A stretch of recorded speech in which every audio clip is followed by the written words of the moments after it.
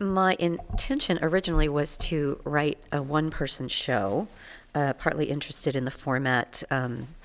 Also, I just wanted to see what I could offer to one actress. And then this is actually my second attempt at a one-person show. I start to hear other characters very clearly. And it was clear to me early on that she had sisters and a mother.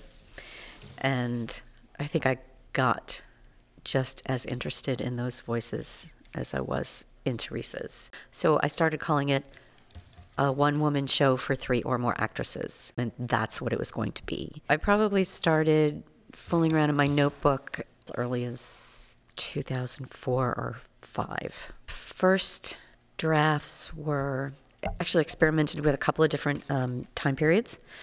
Boston in the 1920s, Ireland in the 1916-18 period, things like that. So, but it did eventually kind of settle in Boston in the 1950s. It's so relaxing to be here. It's just old, familiar territory, and I love these theaters. Indeed, when I write a play, I picture it here.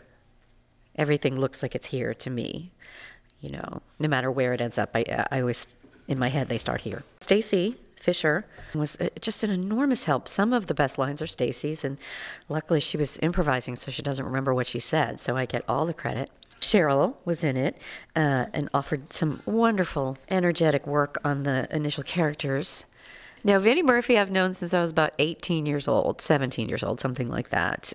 He was one of my most important mentors at UMass. I was very lucky. I had Vinnie Murphy as a teacher. And Vinnie really tends to hang in there with a person. So he's been very supportive over the years. So it's nice to be able to have that culminate in an actual work situation. The play very much is about almost hearing what someone said, but not quite. Of course, in Theresa's case, that's a disaster. That's devastating. So the audience is going to have to try to do what other people are actually not. We are none of us to be trusted in this way. So I don't think anybody's right, but nobody's wrong either. So there's just this really midpoint where everybody has to kind of touch base. So I don't know, cross your fingers.